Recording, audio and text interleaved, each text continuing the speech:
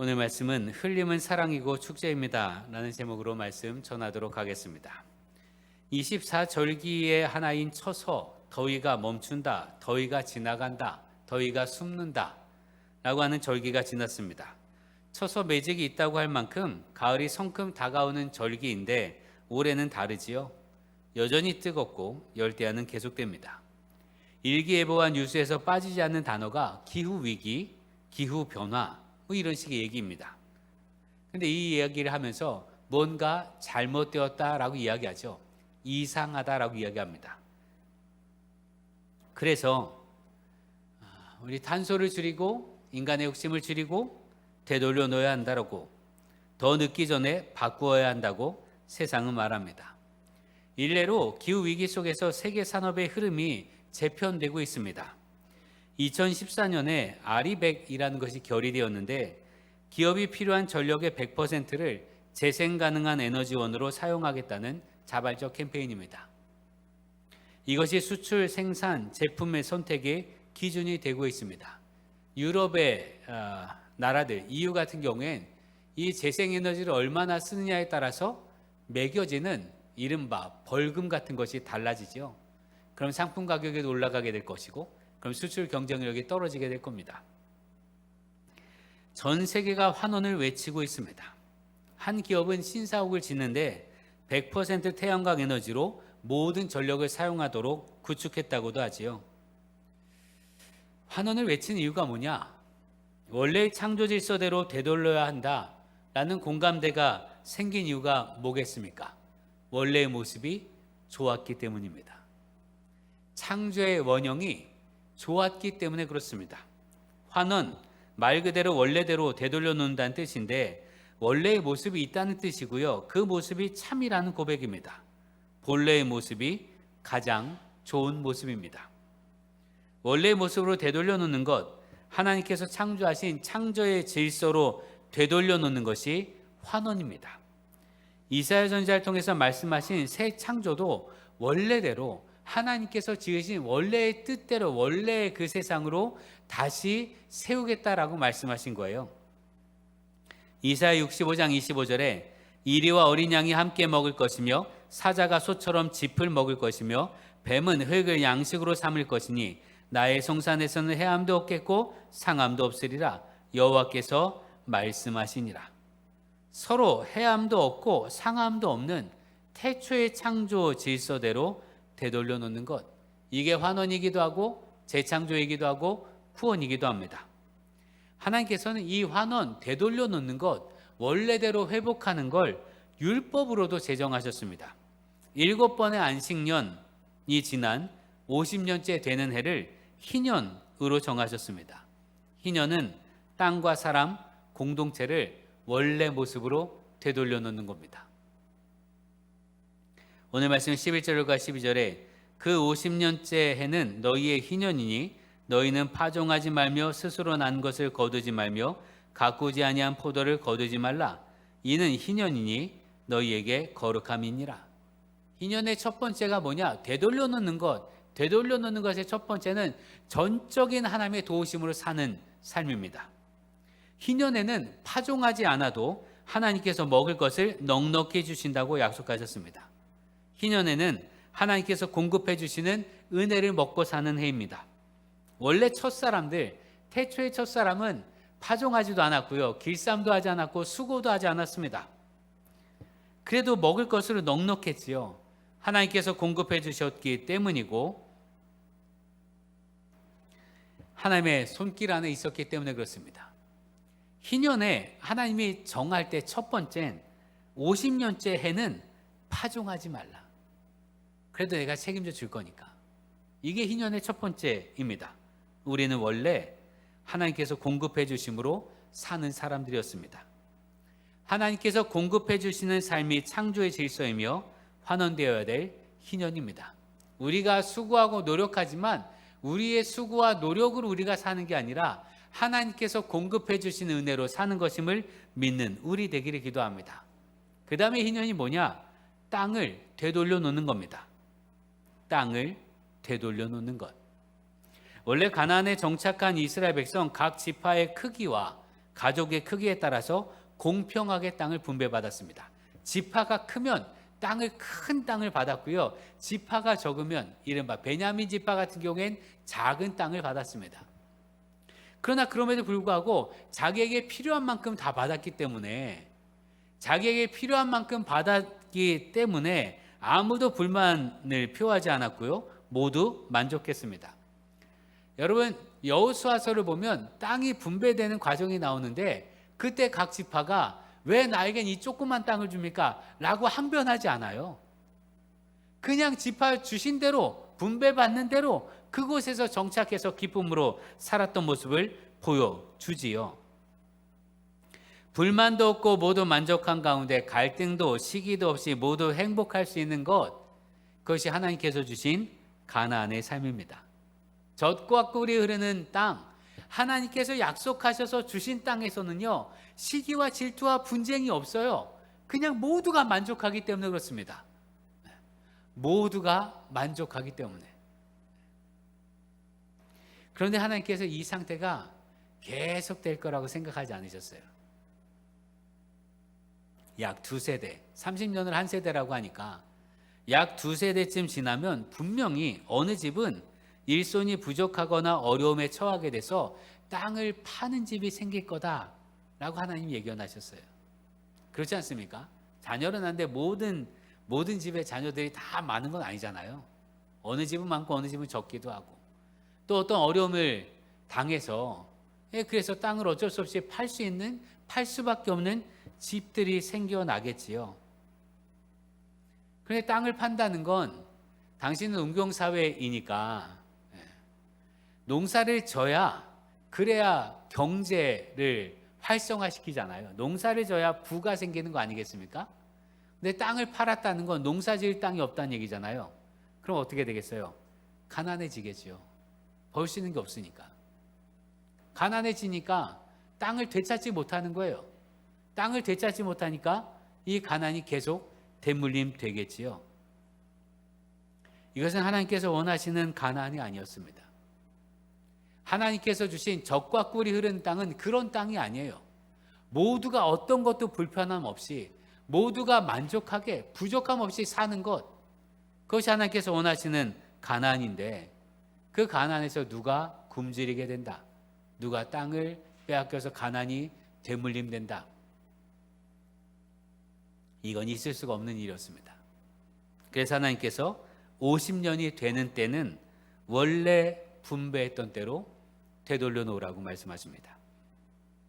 13절 이 희년에는 너희가 각기 자기의 소유지로 돌아갈지라. 희년은 되돌려 놓는 겁니다. 땅을 되돌려 놓고 관계를 되돌려 놓고 공동체를 되돌려 놓는 것입니다.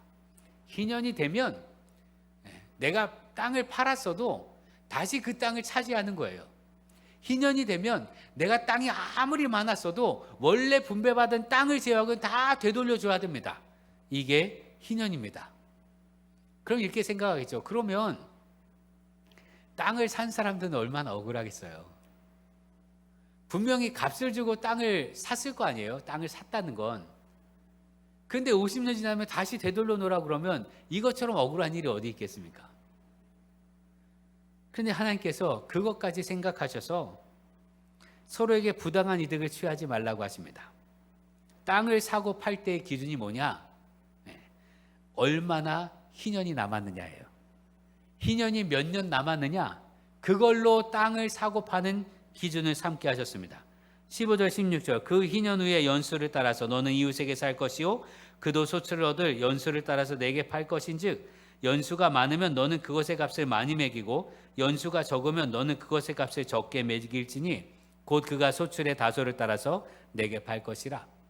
예를 들어서 희년까지 2년 남았다. 그 이제 2번밖에 경작을 못 하잖아요. 그럼 그 땅을 좀 싸게 팔아야 됩니다. 2년 뒤엔 되돌려줘야 하니까. 희년까지 한 40년 남았다. 그럼 40년 동안 계속 경작할 수 있잖아요. 그럼 그 땅은 좀 비싸게 팔 수 있습니다. 아직 희년이 되면 한참 남았기 때문에 그렇습니다. 희년이 되면 무조건 원래대로 되돌려 놓아야 하기 때문에 그 파는 기준이 희년을 기준 삼은 거예요. 몇 년 남았느냐. 하나님의 기준은 이렇게 늘 명확합니다. 이건 좀 억울한데요. 하게 만들지 않으십니다. 하나님의 기준은 명확하고 분명합니다. 이렇게도 해석할 수 있고 저렇게도 해석할 수 있는 말씀과 명령이 아닙니다. 분명하고 명확한 기준을 우리에게 제시해 주십니다. 그러니 우리가 하나님의 말씀을 따르겠다라고 마음만 먹으면 할 수 있습니다. 명확하니까 말이에요. 모세는 이 율법을 주면서 분명히 말합니다. 신명기 30장 11절에 내가 오늘 내게 명령한 이 명령은 내게 어려운 것도 아니요 먼 것도 아니라. 어려운 것도 아니고 먼 것도 아니라. 그런데 왜 우리가 이를 잘 지키지 못하는가? 우리 마음속에 웅크리고 있는 욕심이 말씀을 지키지 못하도록 합니다. 내 안에 있는 욕심, 나의 본성, 죄된 본성, 이런 것들이 주의 말씀을 지키지 못하게 합니다. 그래서 우리는 욕심을 제어하기 위해서 노력해야 합니다. 욕심을 제어하려면 어떻게 해야 되느냐?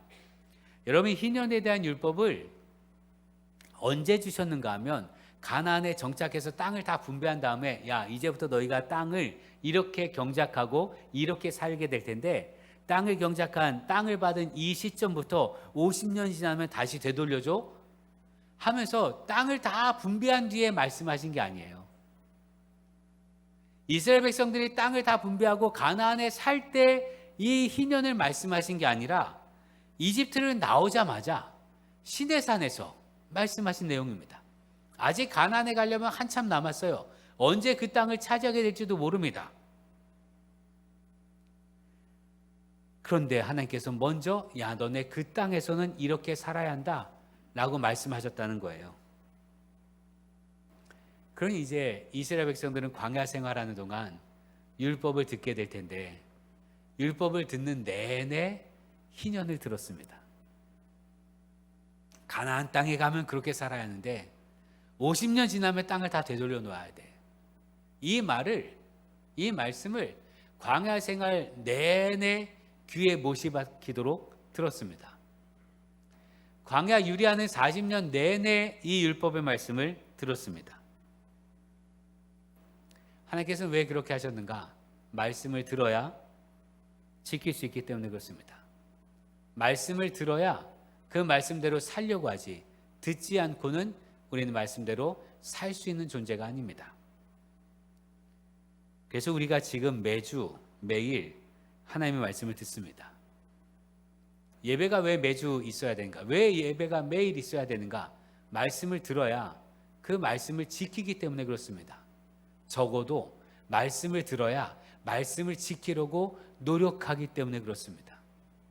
말씀을 듣지 않으면 우리는 우리의 욕심대로, 우리 욕망대로, 내 습관대로, 내 생각과 판단대로 그렇게 살아가게 되어 있습니다.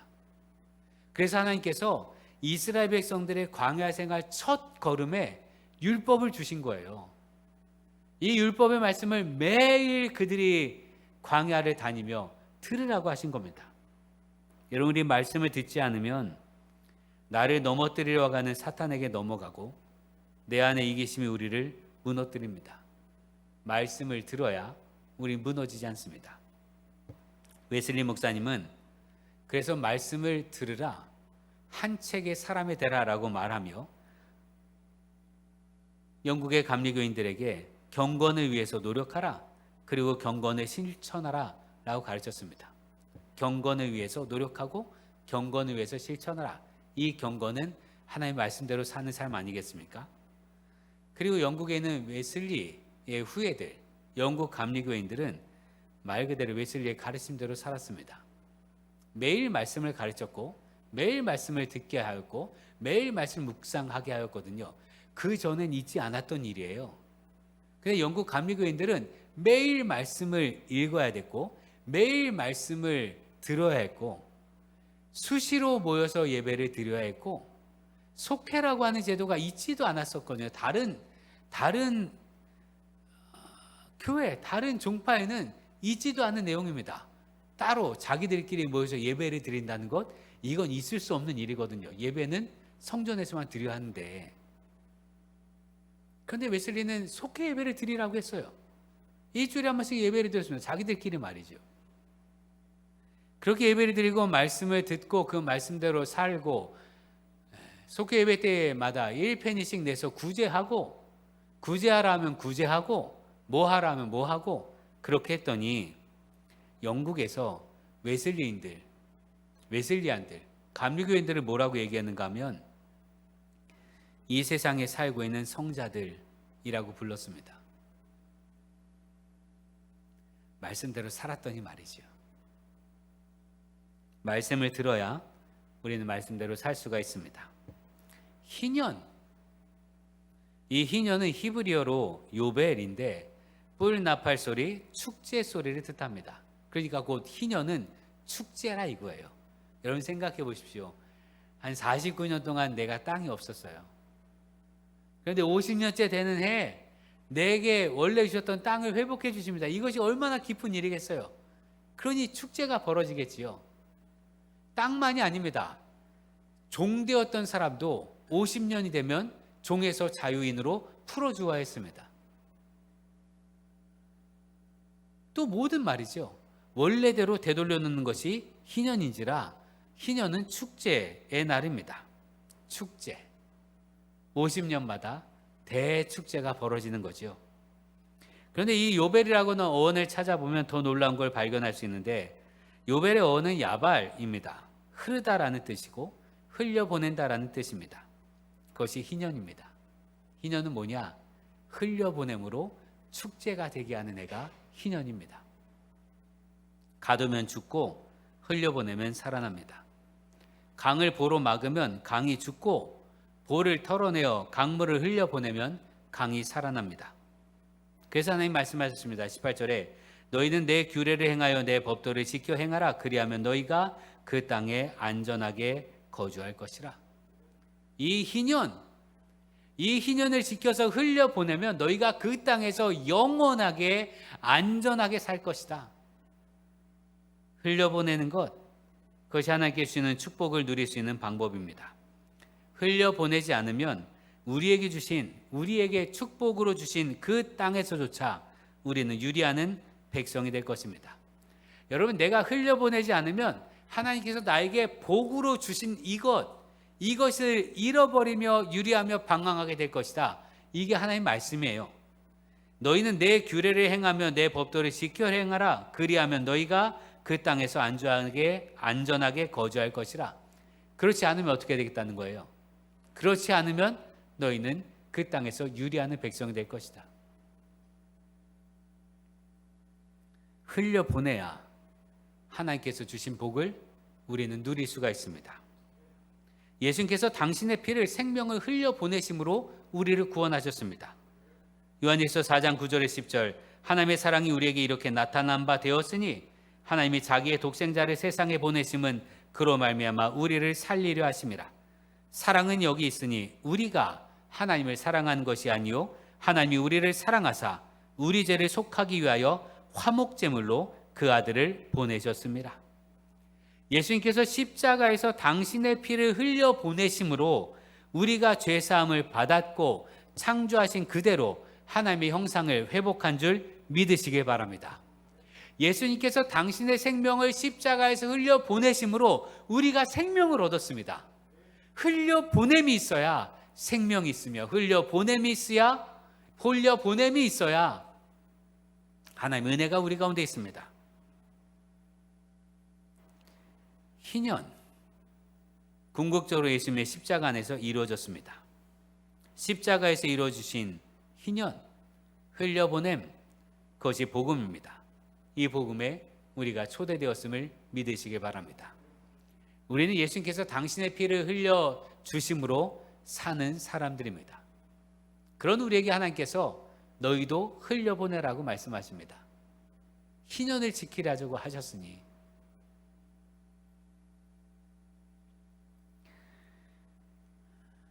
그럼 우리 어떻게 희년의 정신을 가지고 살아야 할까? 어떻게 희년의 뜻을 이루어야 할까? 지금 우리는 50년마다 돌려줄 땅 이런 게 아니잖아요. 가나안 땅을 분배받은 게 아니니까. 또한 하나님께서 예수님을 통해서 십자가에서 온전히 희년을 이루셨기 때문에 우리에겐 이제 다시 되돌려줄 뭐 그런 게 있는 건 아니잖아요. 그럼 우리가 어떻게 희년의 정신대로 살아야 할까? 희년의 뜻은 흘려보냄이니 우리도 나에게 있는 것을 흘려보냄을 통해 희년을 이루어가는 우리 되기를 기도합니다. 흘려보냄으로 축제 같은 삶을 살아가는 우리 되기를 기도합니다. 흘려보내는 것의 먼저는 하나님의 것을 하나님께 돌려드리는 것입니다. 애초에 하나님의 것이었으니 움켜쥐는 것이 아니라 흘려보내는 것입니다. 우리가 드리는 예배, 헌금, 헌신이 희년의 삶입니다. 또한 가진 것을 나누는 삶이 희년의 삶입니다. 구제, 기부, 봉사, 이것 또한 희년을 이루는 것입니다. 이런 우리나라 일제강점하에 있을 때 예수 믿는 어머니들이 어떻게 했습니까? 밥을 지을 때 한 줌을 덜어냈습니다. 거룩한 쌀, 성미라고 했지요. 예수 믿는 어머니들, 그 가정은 그들 스스로도 어려웠지만 밥을 지을 때마다 한 줌씩 덜어내서 모았다가 교회로 가져왔습니다. 그렇게 모아진 성미, 그게요, 독립운동 자금으로 쓰였고요, 국제보상운동의 자금으로 쓰였습니다. 모아진 쌀, 그 성미, 그걸 통해서 그 지역의 가난한 아이들이 먹었고 가난한 사람들이 살게 되었습니다. 나도 넉넉하지 않지만 하나님께 드리고 세상의 나눔을 통해 이 땅을 살려낸 것이 우리나라 기독교의 역사입니다.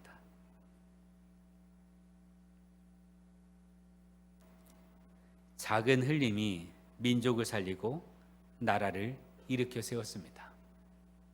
내가 가진 것을 움켜쥐면 썩습니다. 네. 그러나 흘려보내면 삽니다. 여러분, 현대사회의 가장 큰 사회적 문제 가운데 하나가 냉장고에서 썩어 나는 음식들이에요. 언젠간 먹겠지. 그러다 썩습니다. 그러니 냉장고를 털어서 나누시길 바랍니다. 내가 갖고 있어 봐야 썩어요. 아끼면 똥됩니다. 그러니 아끼지 마시고 나누는 우리 되기를 기도합니다. 희년은 원래대로 되돌려 놓는 거예요. 원래의 기쁨대로 되돌려 놓는 것. 그 희년은 또한 흘려보내는 것입니다. 예수님의 십자가가 궁극적인 희년, 당신의 피와 생명을 흘려보내신 것처럼 말입니다. 우리 삶의 자리는 그 희년을 실천하는 자리여야 합니다. 원래의 상태로 되돌려 놓는 것, 주님의 사랑과 은혜를 흘려보내는 것, 이를 통해 하늘나라의 축제를 이 땅에서도 누리는 것, 그것이 구원받은 우리가 할 일입니다. 여러분, 되돌려 놓읍시다. 원래의 자리로, 하나님의 자리로 여러분의 몸을 되돌려 놓으십시오. 우리 몸이 있어야 할 자리는 하나님 앞입니다. 그게 원래의 자리예요. 그러니 우리 몸을 하나님 앞에 되돌려 놓으십시오. 그리고 흘려보냅시다. 사랑을 흘려보내고 은혜를 흘려보내고 주님의 축복을 흘려보냅시다. 흘려보내는 건 사랑이고 흘려보내는 건 축제입니다. 우리 교회가, 우리 가정이, 이 땅이 흘려보냄의 축제 이루기를 기도합니다. 기도하겠습니다.